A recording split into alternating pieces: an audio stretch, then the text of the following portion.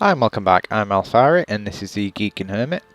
Today we're going to be taking a look at SimCity, purely because I think it's getting torn apart in the reviews for unfair reasons.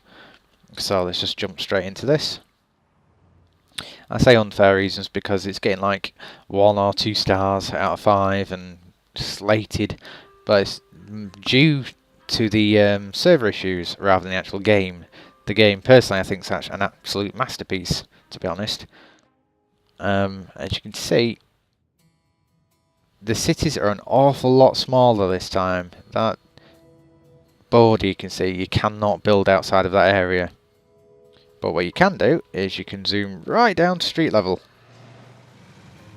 And if you so wish, you can stalk individual, let's see, click on him, they've all got little names, actually saying what they're doing, what they want to do, if they're happy or not. It's just the sheer amount of detail they've gone to in this game is amazing. But yeah, personally I think it's brilliant. Because like the whole emphasis really this time, they've made the areas a lot smaller purely so you have to focus a lot more. Now you can no longer do everything in one little city. You have to basically specialise yourself really and really plan out where you're going to set certain things and put certain... where you really have to think and plan ahead really. You can't just think, right, I'm going to do this here. Because when you've got an unlimited amount of space, you can just keep spreading and spreading and spreading. It's no issue. I mean, this was originally an industrial town, as you can probably still tell. I've still got the odd thing knocking about. Let's see here. I mean, these maps I think are brilliant the way they've updated these. Because basically, coal map shows where coal deposits are. Up here, I'm going to zoom in. Got like a coal mine going. I did originally have a coal power plant there. Pretty much here, I think it was. But the trouble was, I started getting loads of people. This is my residential area here, which you can see if you do this. Basically, the green tagged areas are your residential areas, which you can set, and then Sims will automatically move in.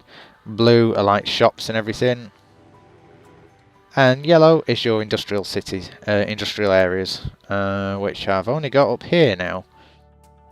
The main problem was with my residential area being here and all my industry being here, I didn't realise, because I just started the game, that this counts for a lot.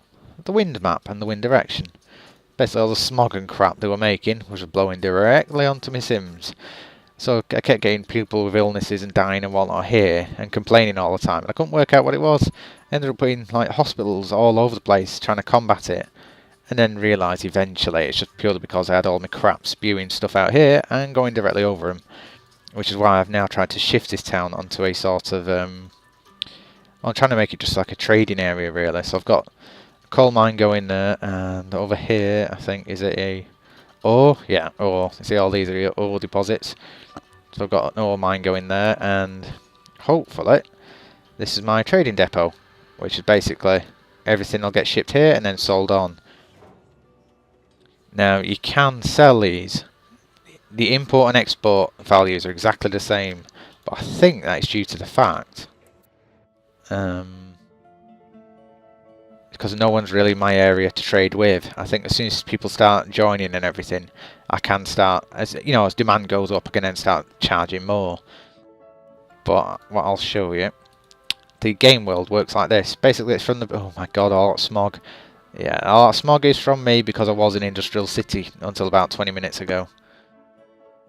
Basically, when you first start up, you'll get the choice of the size of map you want to do. I've just gone for the biggest one I can possibly find, purely so I don't have to restart anything. I mean, you can do something where there's only like 3 or 4 different plots. These are basically plots of land, which you can then build a city on. You'll see I've actually got 2 on the go here.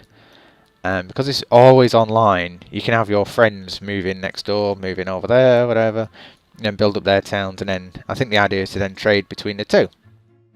Because if you'll see, my other town,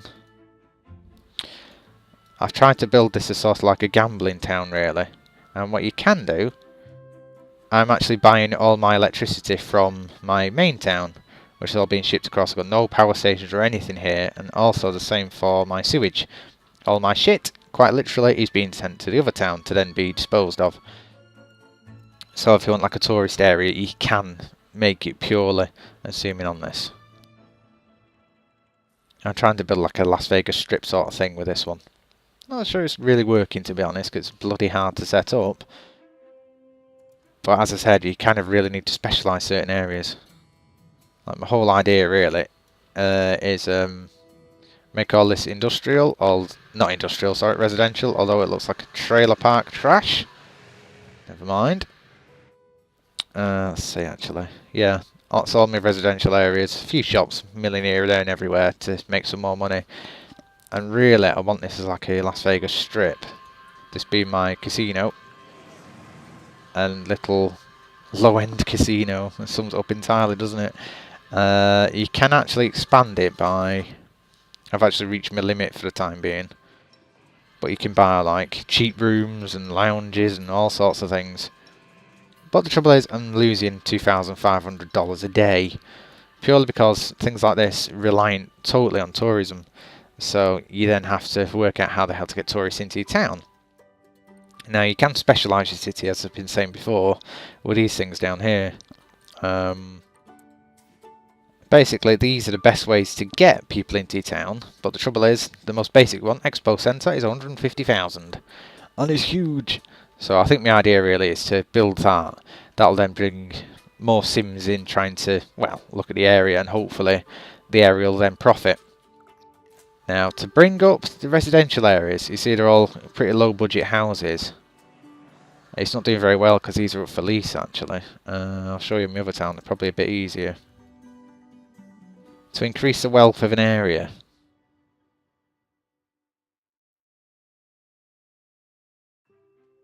you basically want to be putting, well, like trees, parks, and just trying to tart it up a bit really, so people want to live there.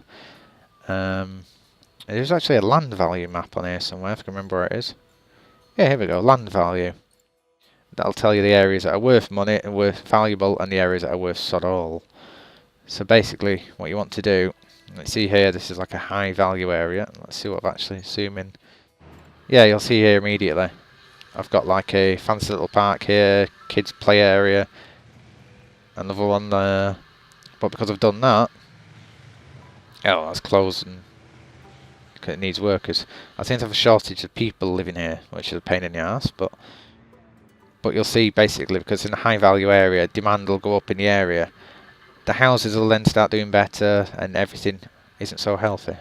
I think they're still suffering from smog pollution, to be honest. And you'll get things like this. Oh no, shoppers! Look, I need tourism really. But it's a tricky game. It's massively in depth, and it's one of those that's just one more hour. Try and get this sorted. To be honest, I think I've ruined this town really. Because I stopped it being an industry town, and it doesn't really know what it is anymore. Down here, you'll see how much it makes per hour. The clock being down here. Basically, you can actually speed it up as well to make more money. Let's just see. Yeah, the biggest expenditure is still health, which is because obviously they're choking to death. But yeah, please don't be put off by the fact that this game's getting bad reviews across the board. It is not the game itself that is bad. It's purely because for the first week, really, because it's always online, you have to be connected to the internet to play it. They have massive issues with the servers crashing, cities being deleted and everything, and it always happens. We had this crap last year with Diablo 3 and Blizzard. You should know from the word go that the demand is going to be massive. But no, they seem to forget. Of course, everyone jumps on and then it crashes and can't cope with it. I don't know, just rent servers for a few weeks or something until the demand dies down a bit. But no. But I think all the people slating it should back off a little bit, because although it's annoying, I think personally it's EA's fault really anyway. They did do something which I thought was amazing. They did actually give you the choice of a free game as an apology. He did get a written apology, but I don't care about that. It actually gave you the choice of a free game, between Mass Effect free, Battlefield free, Dead Space free. There's actually quite a link there, but there's a few others as well. And basically, just to say sorry, you could claim one of those on Origin for free and keep it. I thought that was great. They didn't have to do it. I know it's been a bit of a PR disaster, but things like that, I think, right, okay. I know it's been a balls up, but right, fine. I'm quite happy with that. That's quite chuffed. I mean, they already own Dead Space free, but I've just sold me console copy, and I'll just keep the PC copy, which is fine. But yeah, I think all these people are acting shocked and horrified. anyone that's got a PC and has played these sort of games before should know online only games are going to be a complete disaster at the beginning. So please don't buy it on day one and then be shocked and horrified that it doesn't work properly, because they never do. No matter how big the developer is, in fact I actually think it's worse the bigger the developer is. I mean, someone like Blizzard last year, that was just embarrassing with that error 33, was it? We couldn't even log on to the server. It's just, it always happens, so please just... It seems to be sorted now, quite stable, so if you're thinking about buying it but put off by the reviews and going on about the service, it seems stable now. I've had no problems at all, apart from the first week, so it's good. It's a good time to jump in now. And it's just a shame that they seem to balls up these things.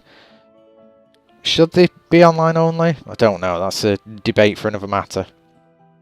But really, it's just purely, is the game worth some money? Personally, yes, because I think it's brilliant. So, anyway, thanks for watching guys, I'll see you next time.